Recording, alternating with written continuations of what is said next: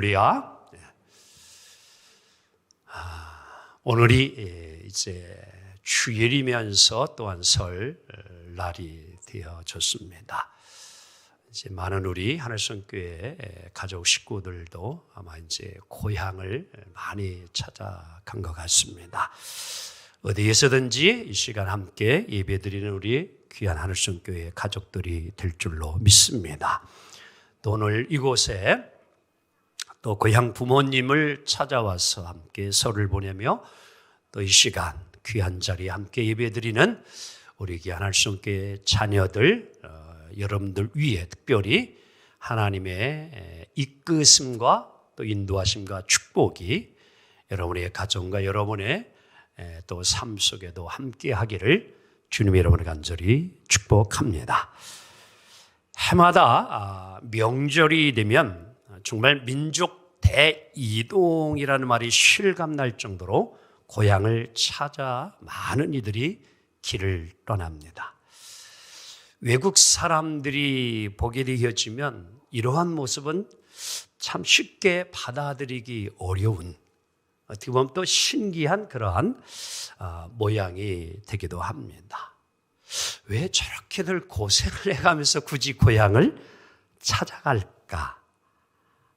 이런 걸 보면 우리가 부모님에 대한 생각과 그리고 고향에 대한 애정은 서양 사람들과는 많은 차이를 분명히 가지고 있는 것 같습니다. 성경을 보게 되더라도요, 우리만큼 고향에 대한 애정이 남달랐던 한 사람을 보게 되어지는데 바로 오늘 본문에 나오는 야곱이라고 하는 인물이 될 수 있습니다. 창세기 32장 9절을 우리 함께 다 함께 읽어보도록 합니다. 시작. 야곱이 또 이르되 내 조부 아브라함의 하나님, 내 아버지 이삭의 하나님 여호와여 주께서 전에 내게 명하시기를 내 고향 내 족속에게로 돌아가라. 내가 내게 은혜 베풀리라 하셨나이다. 아멘. 그래서 야곱은 장자권, 축복권을 얻은 것 때문에 형의 그런 이제 미움 때문에 고향을 떠나게 되지요. 원해서 간 것은 아니었지만 외삼촌 집에 가가지고 20년 동안 참 타향살이를 합니다. 결혼도 하고 자녀도 많이 낳고 하나님 축복해 주셔서 거부가 되어졌는데 20년이 된 이때에 하나님의 말씀이 오늘 창세기 32장 9절의 말씀이 기억나는 거예요. 너는 내 고향 내 족속에게로 돌아가라. 그래서 아브라함은 아내와 자녀들 많은 가축들을 데리고 형 에서가 자기를 죽이려고 하는 것도 모른 채 고향을 이제 찾아갑니다. 많은 우여곡절과 어려움이 있었지만도 결국 야곱은 이제 고향 땅에 돌아오게 되어지는 것을 보게 되어지는데요. 동물이나 조류, 어류 가운데에도 이러한 귀소 본능을 가지고 있는 것을 우리는 잘 알고 있습니다. 특히 동물 중에는요, 코끼리는 자기가 죽을 때가 되면 반드시 고향으로 돌아가서 거기에서 죽는답니다. 조류 가운데 있는 새 가운데 카나리아라고 하는 새는요, 아무리 멀리 수백 킬로, 수천 킬로 가더라도요, 자기가 태어난 그곳을 찾아온다는 것이지요. 우리가 너무나도 잘 알고 있는 어류 가운데 연어는 정말 우리나라에도 이제 소락의 남대천에 있는 그곳에서 나서 태평양으로 나가가지고 거의 한 1만 6천 킬로가 되는 그러한 삶을 살다가 이제 마지막 때가 되어지면 산란을 하고 그곳에서 이제 자기가 태어난 곳에 다시 그 고향에 돌아와서 죽음을 최후를 맞이하는 그런 어류가 연어라고 하는 것을 잘 알고 있습니다. 마찬가지로 여러분 이런 동물이나 새나 어떤 어류만이 아니라 인간도 귀소 본능이 있기 때문에 고향을 찾아가고 고향을 그리워하게 된다는 것이지요. 고향 땅이 아무리 멀어도 그렇죠? 4시간, 5시간, 어때 7, 8시간 차가 밀려서 간다고 할지라도 저 진도, 저 완도까지 멀리 찾아가요. 왜 그럴까요? 어떻게 보면 자기 존재의 뿌리를 확인하고 싶은 본능적인 욕구가 우리에게는 있기 때문이 아닌가라는 것입니다. 한국 사람이라면 누구나 즐겨 부르는, 좋아하는 또 노래가 하나 있습니다. 홍남파 선생이 지은 고향의 봄이라고 하는 것인데요. 이 곡은 여러분들 제 고향 바로 옆 동네예요. 제가 이제 화성 남양 신람리라고 하는 곳에 660번지에 태어났는데 이 홍남파 선생님은 바로 제 동네하고 경계가 되어진 활초리라고 하는 곳에서 이제 태어나셨습니다. 지금도 이제 그곳에 가면 생가와 기념비가 있는데요. 그 동네에 국민학교가 세워졌어요. 그게 활초 국민학교인데 제가 25회 졸업생입니다. 그게 활초리 너무너무 잘 알지요. 그래서 이 홍남파 선생님이 이 고향의 봄이라고 하는 이 가사를 쓴 게 충분히 제가 공감하고도 남습니다. 자, 우리 한번 귀향이면 불러봅시다. 고향 생각하며 한번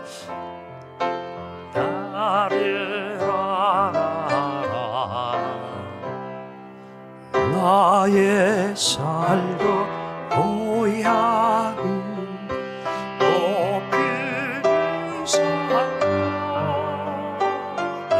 복숭아 또 살긋고 아기 진달래 붉은 꽃 떼고 자린 동네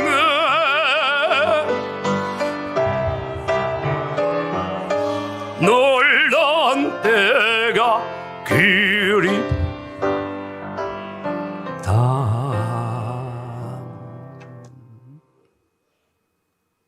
가사의 내용이 정말 마음에 다가옵니다.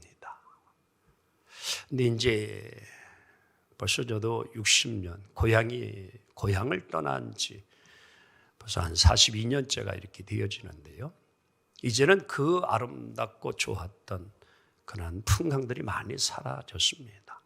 하지만 오늘 이 노래를 부르다 보게 되면 지난날 제가 그 어린 시절 태어나고 살았던 것이 저절로 이렇게 생각이 나고 그리워지는 이러한 것.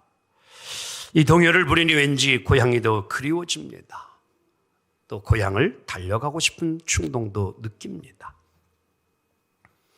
지금 이 시간 대한민국의 모든 우리 국민들은 민족 고유의 명절 설을 지금 보내고 있어요. 새해 명절을 여러분들 왜 설날이라 이렇게 부를까요? 왜 설이라고 부를까요? 고향 가는 길이 막혀서 슬슬 겨가며 가기 때문에 설입니까? 설은요, 좀 제가 찾아보니까 음력 정월 초 하룻날로 원단 세수 종초라 하는데 이것은 새해 첫날이라는데 원래 설이라는 말은 자 지금 좀 스크린 올려놨는데요. 뭐 한다? 살인다 또는 뭐예요? 사간다에서 온 말로 무슨 의미를 가지고 있어요?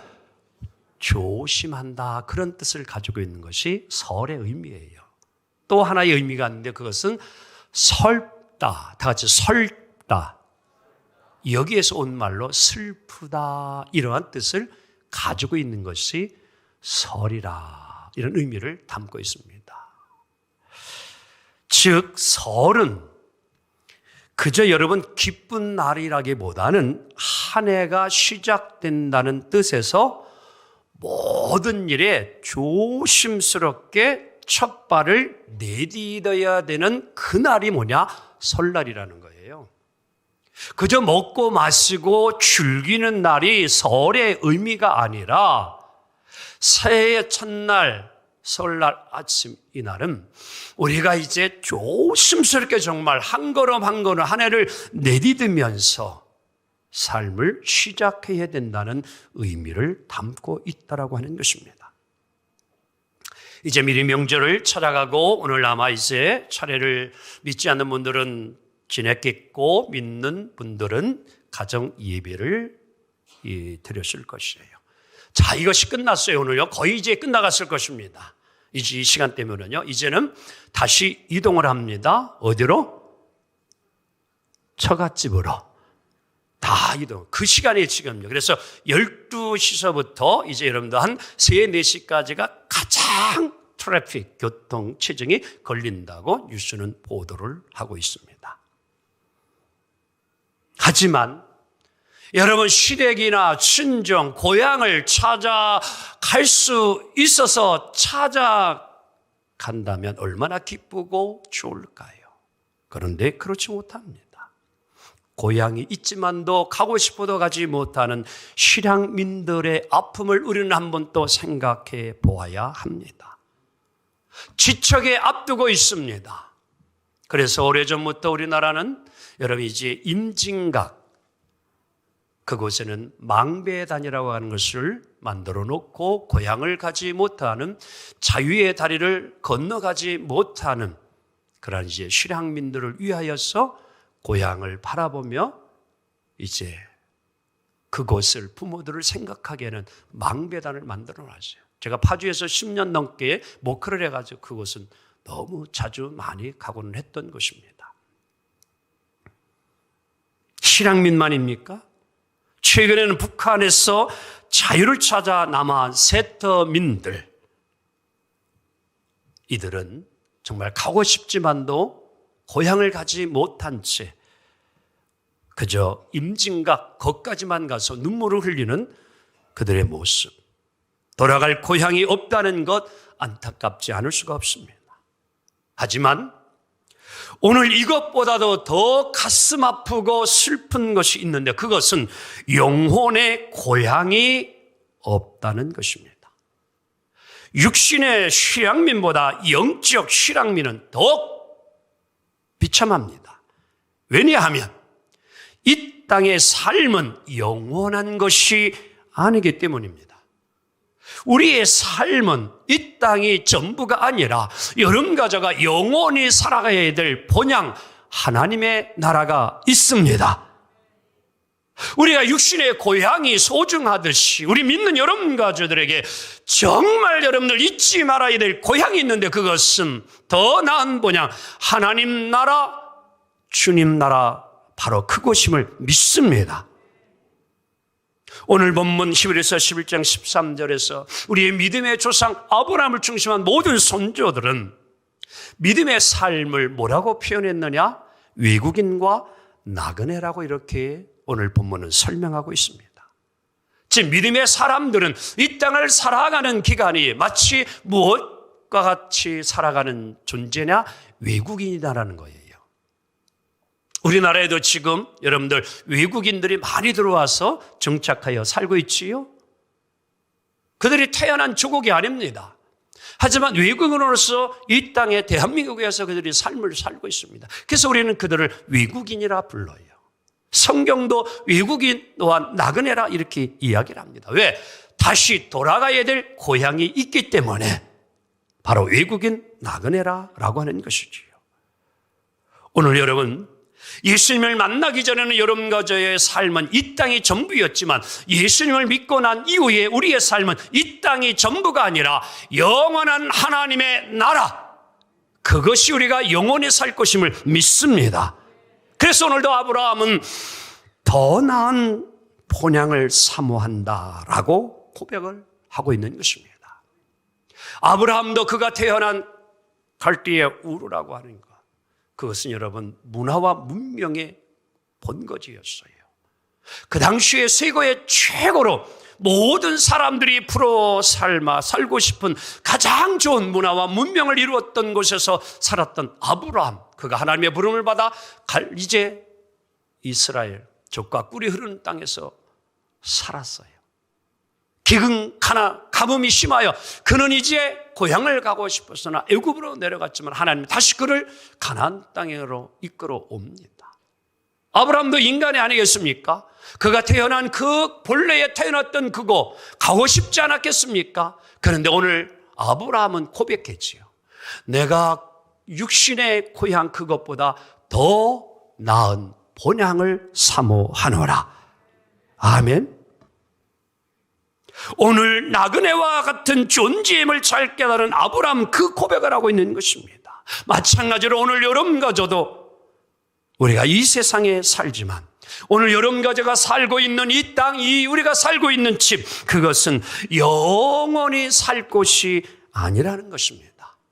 그래서 고린도후서 5장 1절에 보면 육신의 삶을 집으로 표현하고 있음을 보게 되어지는데요. 함께 읽도록 합니다. 시작. 만일 땅에 있는 우리의 장막집이, 자, 이것을 이제 집으로 설명하는데 우리의 몸을 설명하는 거예요. 이 땅에 태어난 우리들이 육신의 몸을 입고 살다가 육신의 장막집이 무너지는 것은 육신의 생명이 죽어지면, 이런 얘기예요. 우리가 죽는다는 거예요. 그걸 육신의 장막집 이렇게 표현한 겁니다. 그것이 무너지면, 시작. 하나님께서 지으신 집 곧 손으로 지은 것이 아니에요. 그 다음에 하늘에 있는 무슨 집? 영원한 집이 우리에게 있는 줄 뭐하느냐? 안다는 것은 믿는다는 거예요. 다 같이 믿느니라. 아멘. 그래서 여기서 장막집은 스케노스 이렇게 표현합니다. 원어로 다 같이 스케노스. 이 뜻이 뭐냐고 하면 임시로 지어놓은 건물, 이런 의미예요. 다 같이 임시로 지어놓은 건물. 자, 이것을 쉽게 설명해 드릴게요. 육신의 장막집은 임시로 지어놓은 건물인데 마치 모델 하우스와 같은 거예요. 뭐와 같아요? 모델 하우스요. 여러분들 모델 하우스를 좀 방문해 보신 적이 있습니까? 안 가보셨어요? 앞으로 기회 되면 꼭 모델 하우스를 좀 방문해 보시기 바랍니다. 아파트를 분양하기 전에 청약하는 사람들에게 미리 이번 아파트는 이렇게 지어질 것입니다. 미리 하우스를 짓는 거예요. 모델 하우스를 지어놓는 게 모델이에요. 말 그대로 모델 하우스. 집을 지어놓은 거예요. 모델. 그런데 여러분, 모델 하우스는 잘 지을까요? 대충 지을까요? 그래서 모델 하우스를 와서 본 사람들은 다 같이 좀 표정을 줘봐요. 시작. 그러면서 마음에 감동이 와요. 내가 반드시 이번 이 아파트는 청약하리라. 다 감동을 먹어요. 욕실, 침대 뭐 이런 거 최고로 좋은 것들로 잘 꾸며놓습니다. 그래서 모두가 결심을 해요. 이번에는 내가 300대 1이 되더라도 넣으리라. 그런데 이상합니다.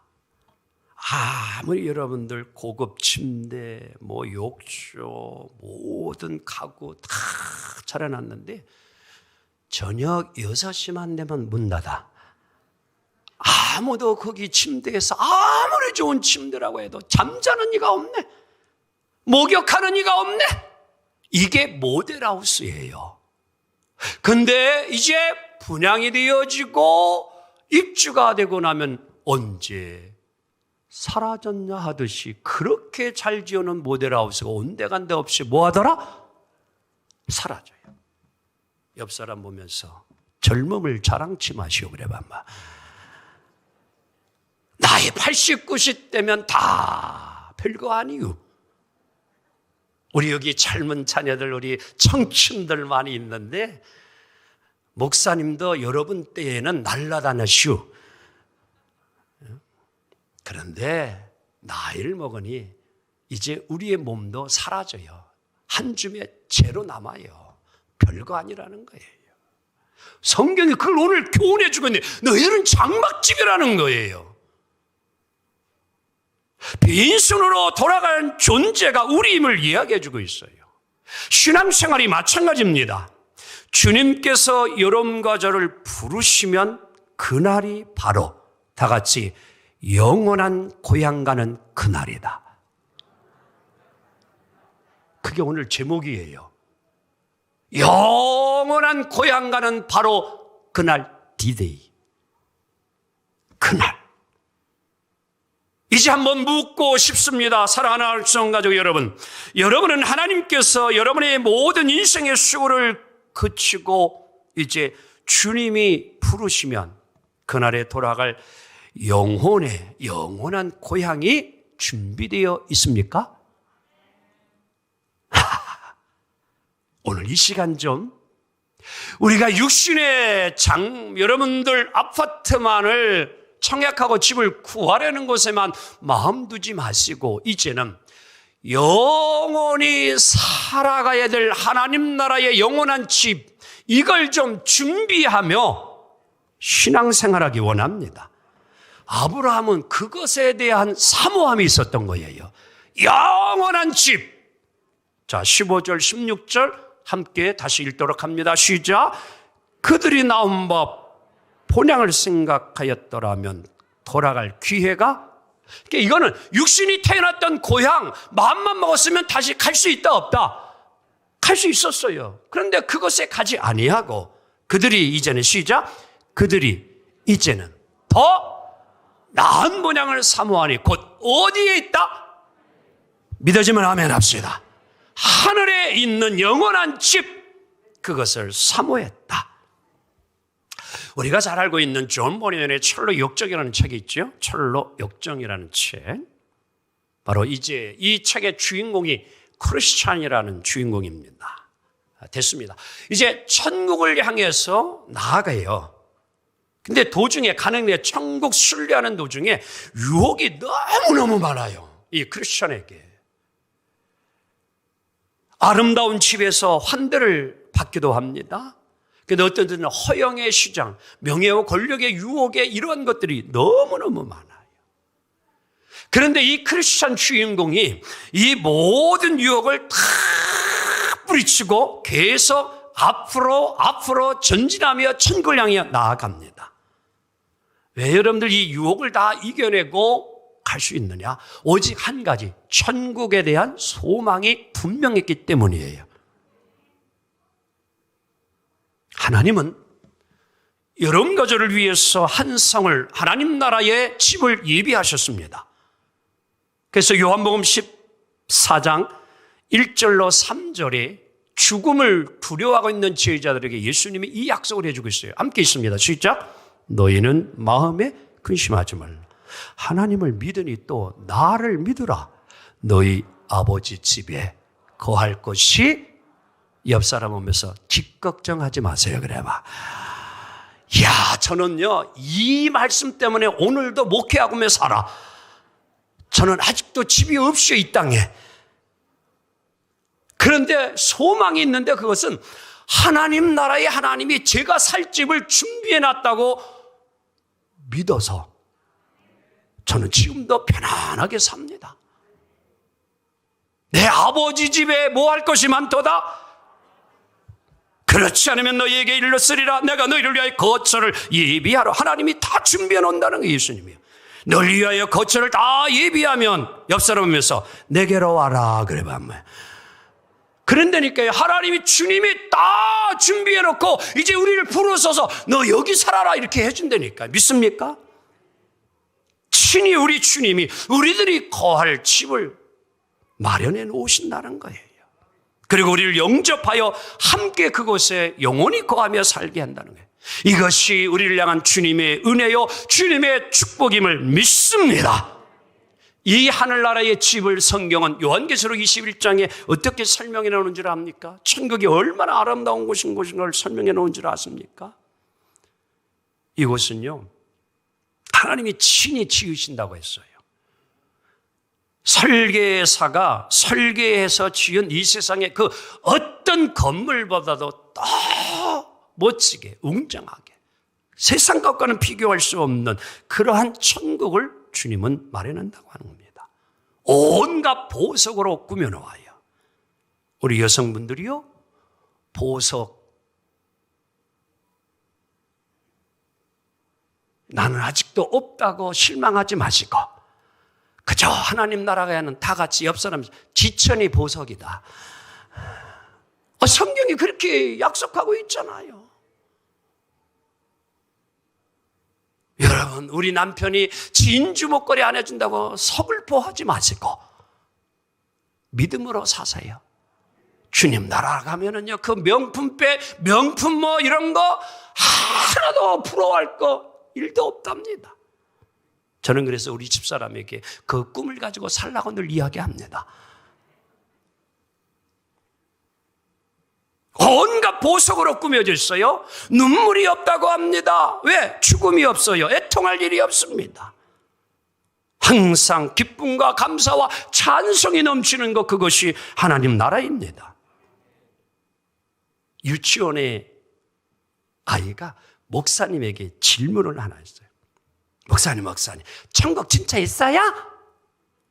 그럼 있지. 그럼 천국은 좋은 곳이에요? 나쁜 곳이에요? 야, 천국은 너무너무 좋은 곳이야. 그럼 목사님 가보셨어요? 아니, 안 가봤는데.